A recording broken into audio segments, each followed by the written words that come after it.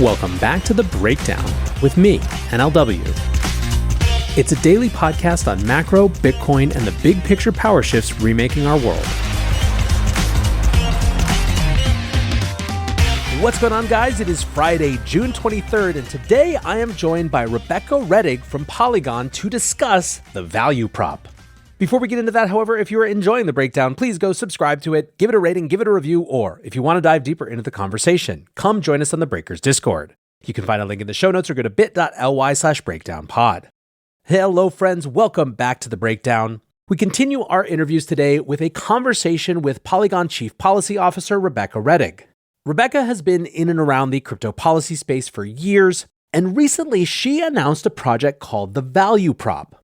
It's at thevalueprop.io, and basically what it is a database of use cases for blockchain technology. Now, we discussed this a little bit on the show, but there has been a very interesting evolutionary discourse, let's call it, around the value of blockchains outside of financial use cases, and for many people outside of Bitcoin specifically.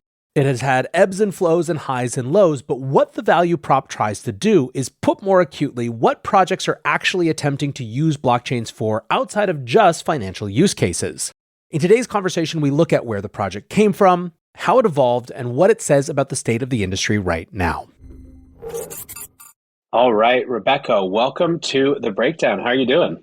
I'm good. Thanks so much for having me. Excited to be here. Yeah, I'm super excited. As I was just mentioning off air, this came up right after I had just had another conversation that's going to be in another show about this exact idea that there's a much broader discourse around value propositions and use cases for kind of crypto more broadly. And so when this project showed up, I really wanted to grab you and pull you on the show. And luckily, you're able to make it happen. So thank you so much. But for people who aren't familiar with you, can we just do a really brief introduction to who you are and what you do in the space? Sure. So I'm the Chief Policy Officer at Polygon Labs. I handle all global policy issues, which, as I'm sure you can imagine, there's a lot going on all over the world with people thinking about not just crypto assets, but blockchain technology more broadly. Prior to this, I was just a lawyer in the space for about 7 years, really dealing with software developers and a lot of the regulatory issues that come up when you have a new technology that doesn't fit into sort of the old legal regime. So I've been around the crypto space for a while, but excited to really be doing policy work and thinking about how this entire technology is going to move forward all over the world. Yeah, and I think that this question of what it's used for is obviously quite integral to the questions of how you make policy for it, because I think that part of what makes it a more complicated thing to regulate, to make policy around, is the diversity of potential applications, both sort of current, imagined, future, et cetera. But let's talk a little bit about the value prop, what it is, and you know where the idea came from before we get into maybe some of the specifics. Yep. So even before I took on this full policy role, I was doing unofficial policy work because regulators and policymakers all over the world would want to learn about the tech. And so they always would come and ask lawyers in the space to, have sessions and things like that. And there were two big questions, which were always, one, how do you make money as a company in this space? But two, great that you've built some application, but what is this good for? Why does this actually move our world forward in any way that's meaningful? And I think that there was a lot of focus on financial use cases for so long. Bitcoin, I would say, was, as the first, it was really about peer-to-peer value transfers, and things like DeFi really came out of that. But I think we've seen such an enormous proliferation of non-financial use cases and ways that our interaction with the internet are improved through blockchain technology. And I think a lot of that has gotten lost in the discourse, especially after some of the really unfortunate events of 2022. But now it's really, I think of this and really try to talk about this as blockchain is just a new product feature of the internet. So a lot of what you see when you interact with even a blockchain-based application will look the same, but the features and the ability for you to have ownership and control over your interactions with the internet are much more enhanced when it has blockchain technology behind it. It's really interesting. So there have been a few distinct phases in this journey of blockchains or Bitcoin, or more recently blockchains versus financial use cases. So you had obviously the blockchain not Bitcoin kind of enterprise era, and then you had the ICO, tokenize the world, blockchain for everything era. And holding aside the cynical money grab part of that, there were legitimately, the people who were in that for the right reasons tended to be really excited about these disruptive or hopefully disruptive use cases of more decentralized ownership of lots and lots of different processes, right? But then when that faded, when that sort of hype or that bubble burst and the hype went away, you had this interesting resurgence of financial use cases where, if you look at the last bear market, Ethereum in a lot of ways also returned to its financial roots with DeFi. And so you had kind of, we're back then, we've shifted hard back into the financial use case. You got Bitcoin as an inflation hedge and Paul Tudor Jones coinciding with DeFi summer, and boom, all of that's back. But the fascinating thing is that then over the course of the rest of the bull market, you started to see for the first time real meaningful divergence in different parts of the space, particularly I think with the rise of NFTs, that showed that this really wasn't just one industry in a lot of ways. It really started to branch off into its own sectors. And I think now it's interesting to see, I'm looking at the database now. I think there are something like 39 different categories of use cases that came up from this. So let's talk a little bit about, I guess, you had been spending time thinking about this. You've been having these conversations. What was the genesis of this project, this database project specifically? And then what was the process of actually aggregating this information like? Sure. So I took on the chief policy officer role at Polygon Labs in January. And so I'd have a lot of these intense discussions about what's the value of this? So I talked with my other team member and we said, okay, let's start aggregating really good use cases that we like to be able to highlight in these types of conversations. And then from there we said, okay, we found some, let's see if we can find a lot more. So we have a lot of options.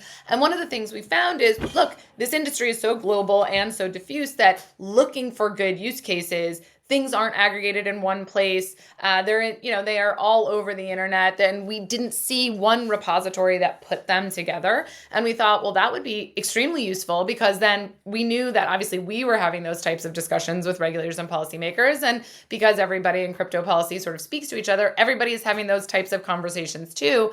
And so we wanted this to just be one useful tool.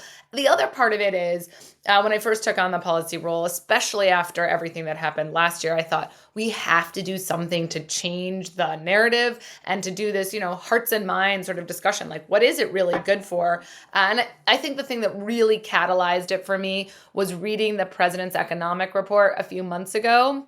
Chapter 8 was all about digital assets, and it ended with, well, we decided crypto has no fundamental value. And I thought we just can't go forward like that. I mean, as crypto for the replacement for a national currency or fiat, probably it has different types of value and that's not where we're going. But there has to be a change in the discourse because this isn't just sort of a one-trick pony industry, as you were saying. There's a lot being built and a lot expanding out into what the technology is good for. So end of the day, we thought it would be good for everybody. I think it's very aligned with the ethos of Polygon Labs, which is very aligned with Ethereum, which is transparency, openness, public goods. So it's a website. It's available at thevalueprop.io. And there's sort of no gating to it at all.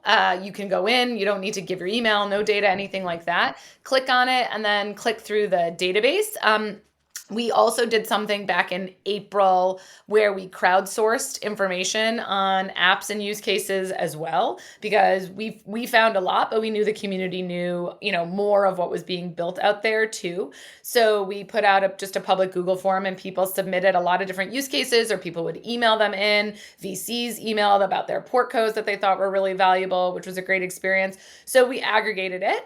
And we put it out, recently for everybody to be able to use. It's chain agnostic, which I think is really, really important. So it has Bitcoin, it has Ethereum, but it also has things like Cosmos, Optimism, obviously Polygon, and a lot of different networks out there because the great applications are built everywhere. And people don't have, an idea and only put it on one network. It can be on any network. So. Yeah, I was just counting actually just before you said that. I think there's 27 different networks just as a part of the database at this particular moment.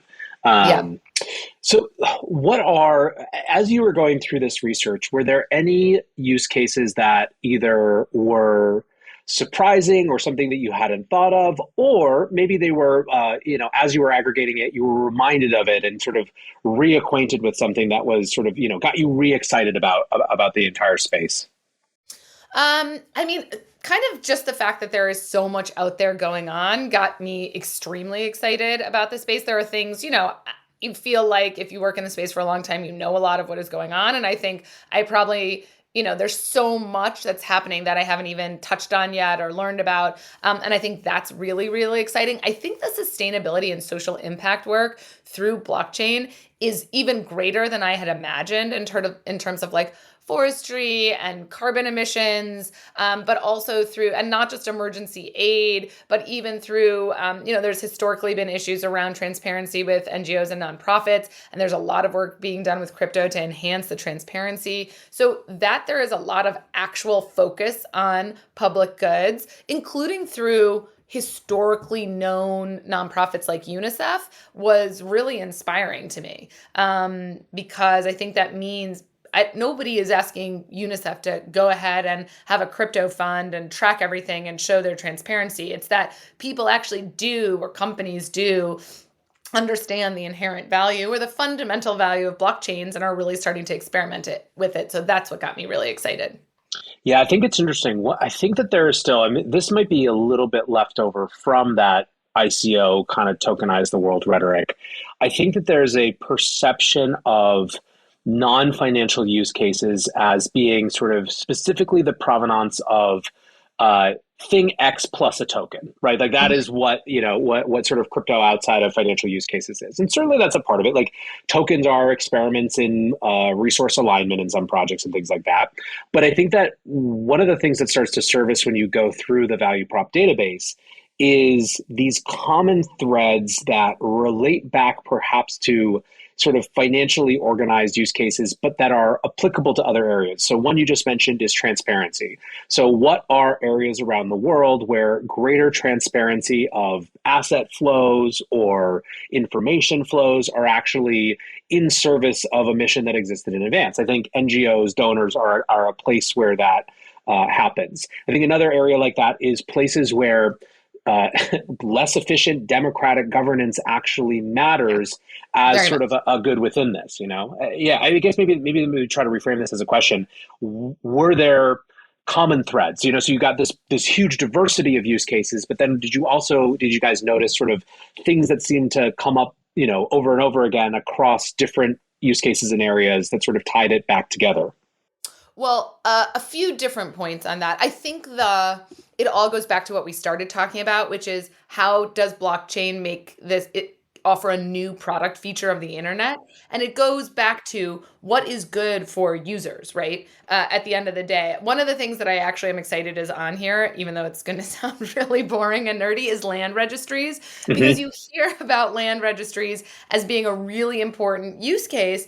And you hear a lot of people, a lot of crypto skeptics say like, well, no, all our land registries now are digitized. And my response to that is always like, yes, in developed countries, to your point, it might be digitized and maybe it's easy, but it's not even digitized in a developed country like the UK. It's very, very hard to buy a house in the UK because of the whole land registries not being digitized. And so the fact that people are actually digitizing land registries, and when you see the ones on here, they're not in even developing countries. They're in places like Illinois, and there's been a partnership there.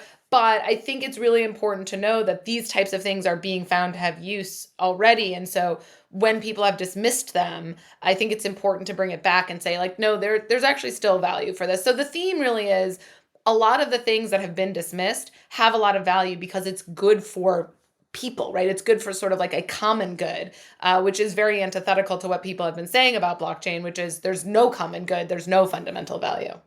Yeah, it's fascinating. One of the things, if you go back in internet history and you look at a lot of the dot coms that burst, 2000, 2001, 2002, a lot of times it wasn't that the ideas were bad. It was that they were before their time, or the product wasn't created well, or there was just an excess of capital and it sort of crumbled under its own weight. Versus, like pets.com wasn't a stupid idea. It was just the wrong time, the wrong implementation, the wrong business model, the wrong everything. But obviously, that became or turned into lots and lots of things that are just completely normalized now. And I do think that, one of the mega trends that blockchains as a public digital ledger address is questions of institutional credibility. And a great answer to questions of institutional credibility is removing the need for that credibility to exist because there is a shared database that you plug into. And I think it feels like we're maybe just still at the very verge, the very kind of tip of where people decide that that matters to them. That's right. So 2 points on that. One, the Polygon Labs president spoke at the Energy and Commerce Committee earlier in June. And one of the things that he said in his opening statement was, our data is collected everywhere, our privacy is completely compromised, and we're accustomed to it. Right? We're okay with that right now. But I do think people are slowly waking up to the fact that, no, I don't want somebody to have my location. No, I don't want my phone to hear everything I say and give me ads based on that and things like that. But to your point, I think this is just dawning. And so the advent and the expansion of where blockchain-based internet applications are really going is important. And I think on your issue with there being some sort of intermediary, people have been thinking about that from a financial perspective. But I think we are seeing it really become more and more problematic in all areas of how we interact online. And like most of our life is online and digital. And one of my favorite use cases is Web3 social, because you never give over your data and you never lose your content. And so many different people have been deplatformed or have had their information compromised. Or when you have somebody impersonating you on the web, if you go report it to Twitter or something like that, they ask you for your passport or your driver's license.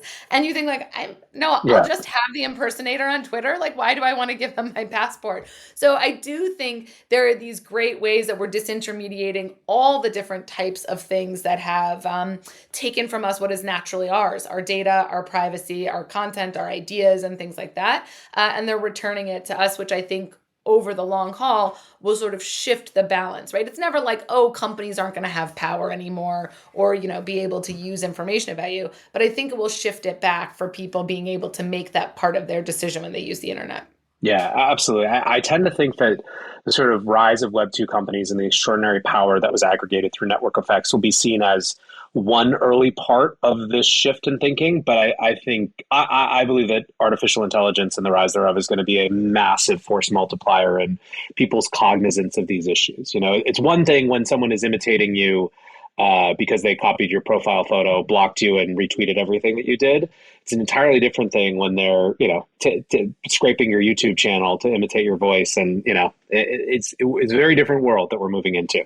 That's right. And what's a really good sort of ring fence around AI is proof of humanity and the types of things that blockchain can do to sort of put guardrails around the use of AI. So how do you see or hope that the value prop will be used in practice? Yeah. So that's a great question. This is just the beginning of it. We got a lot after we launched the value prop. We had a ton more submissions, both on new chains and just new applications and use cases. And we also had some people say like, oh, this project wasn't great. It didn't. So we're going to go through in the next week or so a process of recultivating and also adding new use cases. And then I think the other thing we are going to be doing, and I think our vision is, it will be the Wikipedia for crypto use cases for a while. And then I think the other thing that we are going to start doing is adding real life testimonials to it to sort of bring some of these use cases to life, where either a certain project will give, just a quick 2-minute little pitch about what they do and why it's good, and how there is positive social impact, or users, people in developing countries who've had, as you said, ways to deal with governance or governments, and those types of things. So we'll have it, brought to life a little bit more and not just be a database. I will say I previewed it with a number of regulators and policymakers before it was officially launched, and people said it will be very useful. I had people in European governments say, I always keep trying to convince my colleagues that it's not just this, financial thing. This is going to be really helpful for that. So we're going to make it more of a living, breathing type of website over time, but we thought it was important to get it out there now because it's just such a part of the discourse. And I think in a positive perspective, to go back to this energy and commerce hearing, the US is starting to expand its view of what this technology can really do. And other countries have been doing that for a long time. So I think it is an important part of the discourse. And I hope everyone will just use it. Community, great. People, adding to it over time. So as I said, it grows and expands. But also when you're talking to policymakers, when you're talking to your parents, somebody texted me the other day and said, I actually showed this to my mom because she was having a really hard time understanding what blockchain can even do. So I just hope it becomes more part of a wider discourse and not just something that's great for the crypto community, although for that too. Yeah, listen, I think it's quite clearly a congressional staffer's best friend, right? You talk about hours of time saving. I guess if you're trying to understand from a good faith positive effort, it's probably an enemy if you're just trying to say that it's a terrible industry that should be banned out of existence. No, I think it's really interesting to think about how it could, become living. I mean, as a content creator, I immediately go to ways to integrate. Like every one of these projects has so much content created about it. You can easily see those pages expanding to have, sort of flags back to everywhere that they are mentioned. And, even before you get into the sort of product hunt style rating, there's all these different dimensions that I think could go with it. So it's very, very cool to see. And I think, has a lot of potential to grow even from a great base that it has so far. Thanks. Well, we are super open to feedback, yours and everybody's, both about what projects to add and also how it can bring more meaning to people about each of the products. So send all of that along. You can do it at policy@Polygon Technology, or we have a Google form that's available on the website if you scroll all the way down where you can give feedback. But we are super open to it. We want to make it as useful as possible to everybody. Amazing. Well, Rebecca, thank you so much, both for the great work on this and also for coming to share with us today. Thanks so much for having me. Really appreciate it. All right, guys, back to NLW for just a quick wrap up. If you listen to my conversation with Dan Tapiero yesterday, you heard him say that one of the things that's shifted for him in his conversations with LPs and potential investors is that he doesn't get the same sort of skepticism about whether there are use cases for blockchain technologies and for crypto companies the way that he might formerly have. I think the value prop and all the projects listed herein, 300 plus of them or so, help explain why that is. As I mentioned during that conversation with Rebecca, there really was a stain after the ICO boom of these non-financial use cases for digital assets and for blockchains. And I think understandably so. Huge numbers of them were used just as another way to hype up a token that was then dumped on the public. And so it's totally reasonable for people to be skeptical. However, I do think that tokenization and blockchainization, to invent a word that doesn't exist or doesn't really need to exist, are different phenomenons. And I really do think that the same things that made blockchains an interesting solution in the context of money, a desire, for example, to get out of systems that rely on trusted intermediaries, are very likely to find their way into more use cases going forward. Now, again, that's a totally separate conversation from the specific implementations thereof, whether things require a token, etc., etc. But if you are even the least bit open to the possibilities that this technology that underlies things like Bitcoin can be useful for other domains, the valueprop.io is a great way to see what people are actually trying to use it for in practice. Anyways, it strikes me as a great community asset, and I'm glad to see that there is effort around this. So thanks to Rebecca and her team. Thanks, of course, to you guys for listening. And until tomorrow, be safe and take care of each other. Peace.